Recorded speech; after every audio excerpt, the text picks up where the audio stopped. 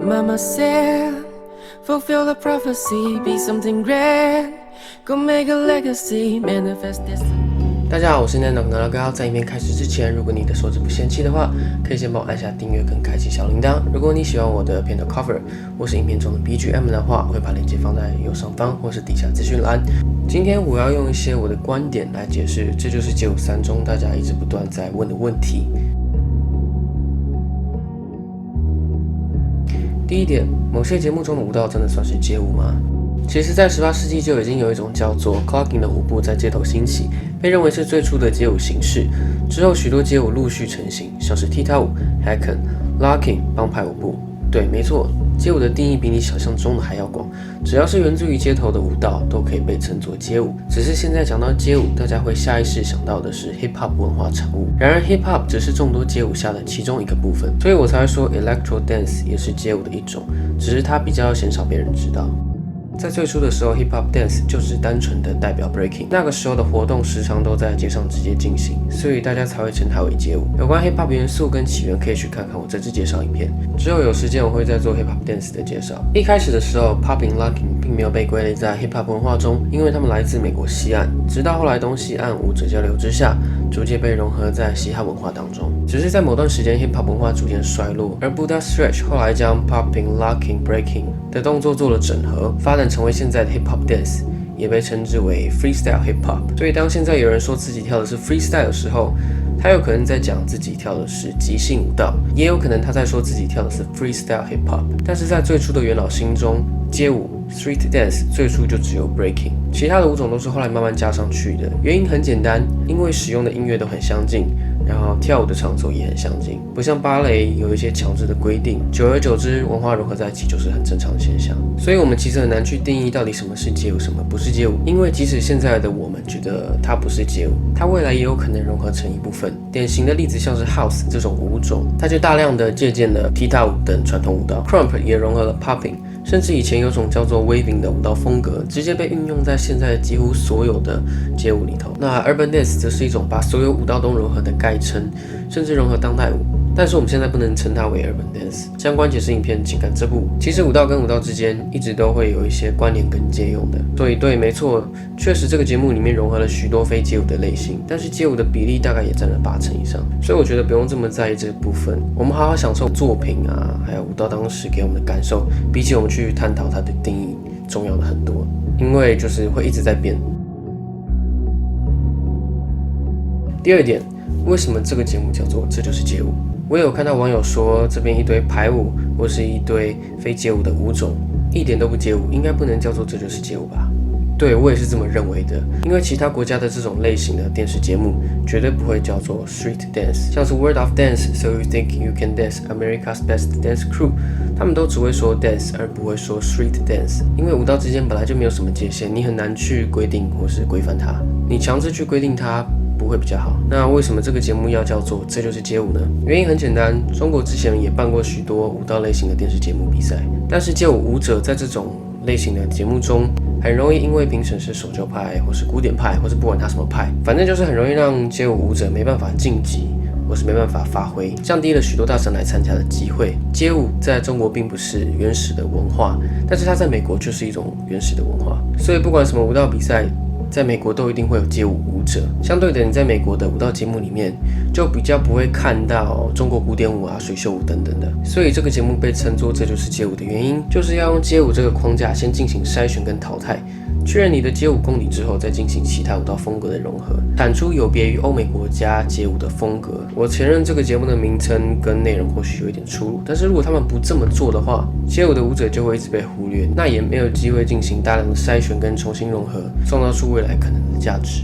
偷偷告诉你们，许多国际赛事也不承认 Crump 是街舞 ，Breaking 啊、Vogue 等类型的舞蹈也很少会出现在国际赛事中，都是自己举办的比赛居多，或是去参加 All Style 的 Battle， 直到近几年才慢慢有所变化。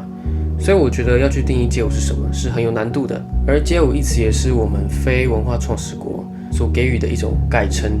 你几乎不可能在美国听到有舞者说我会跳 Street Dance， 他们顶多说自己会跳 Break Dance， 更多的人只会说他们会 dance， 就这样。你要细问他们，他们才会说自己的风格。而其实有趣的是 ，breakdance 是因应街舞电影等出现的商业说法。最早的舞者叫自己 b-boy 或是 b-girl， 他跳的就是 b-boying。而 street dance 一词的说法则是从欧洲兴起。看看2010跟2012年的英国电影 Street Dance 就知道。然而，相对于英国，美国则是使用 Step Up 当电影名称。那这边放一段元老 Buddha Stretch 的采访。We're dancers. I'm a dancer first. You can put the style anywhere you want. To explain the difference between us as, hip hop dancers, house dancers, whatever, those are labels. And people like to stick labels on you so they can, understand you better. But the whole point, the difference between us and everyone else, I would say, is we never looked at it as, oh, I'm a hip hop dancer, or I'm a house dancer, or I'm this, or I'm that. We dance. You play the music, we dance. If you play house music, we're gonna dance house. If you play hip hop, we're gonna dance hip hop. If you play electro music, we're gonna pop. If you play something funky, we might start locking. We might start breaking. We did what. If you played, if you played reggae, we're gonna start doing reggae. Right. You do what the music dictates, and that's what I think people, a lot of people come up with these labels because they can't do that.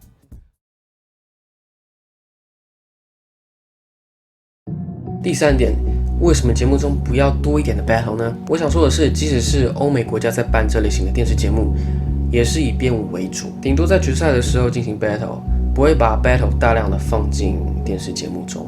所以这就是街舞这个节目已经比大部分的欧美节目来的更贴近所谓的街舞性质。毕竟街舞最特别的地方，我认为就是可以随时随地进行 battle， 而芭蕾舞之类的传统舞蹈不会有这种特殊的文化。但是节目是要给一般观众看的，而观众更在乎的并不是 battle， 因为 battle 是即兴的产物，就算是大神也不可能每一场都是经典，还是会有发挥不好的时候。万一出现这种状况，节目很容易就会冷掉，那观看率也会下滑。再来，大部分的观众也不一定看得懂每个舞者之间的厉害之处。与其用大量的 battle， 不如用编舞来留下许多好的作品，让大家之后可以慢慢的继续回味，比较能有之后的效益。World of Dance, America's Best Dance Crew, So You Think You Can Dance 也都是以表演为主的，因此塑造出了许多传奇的舞团，像是第一届的 America's Best Dance Crew 冠军 Jabbawockeez， 还有其他特殊的舞者，像是何展成、雅雅、Brian Puspers、Ian Eastwood、Poreatics 舞团、King Jazz 舞团等等。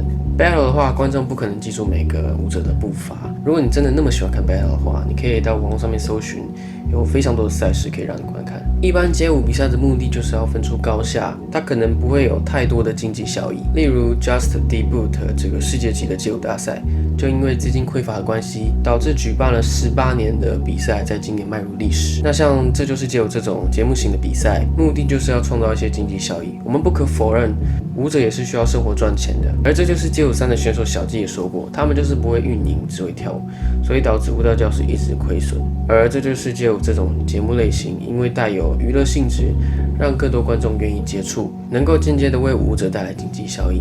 街舞或是 hip hop 文化能够有今天的地位，也是多亏了各种电影跟电视节目，还有加上歌手 MV 的加持，才能有今天的地位。像是现在许多知名舞者都仍然受到 Michael Jackson 的影响而学习跳舞、排舞啊、表演类型的节目跟比赛，对这类文化的影响其实非常的大。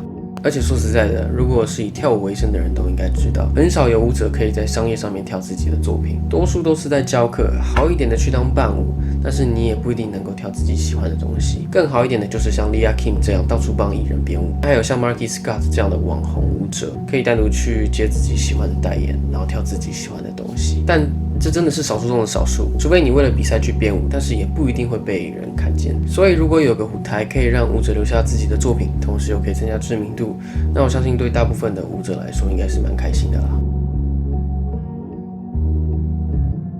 最后一点就是谁该当队长，或是谁有没有资格当队长这个问题。我先说我之前的影片有口误，他们并不是导师，而是队长。我认为单看跳舞的能力的话，所有的选手都一定比这4位队长来的强。但是大家不要忘记，这个节目的目的是要让更多的一般人或是没有接触过街舞的人对此感到有兴趣，所以我们更多的是要以一般人的观点出发，他们介于一般人跟舞者之间，所以他们可以用比较综合的观点去评断舞蹈。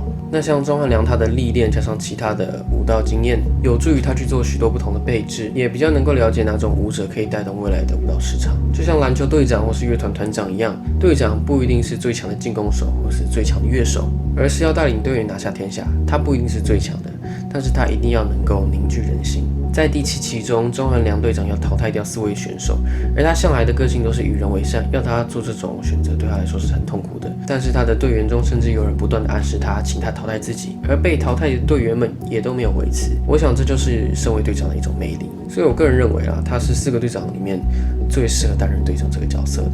其实像 World of Dance 的评审也是以邀请有舞蹈背景的明星为主，所以我觉得他们4个人担任队长是完全没有问题的。好，那这就是我对这就是街舞的节目的一些问题的回答。那以上都是我个人的观点，如果你有其他观点的话，欢迎提出来讨论。那切记不要在下面谩骂或是就是不要打架。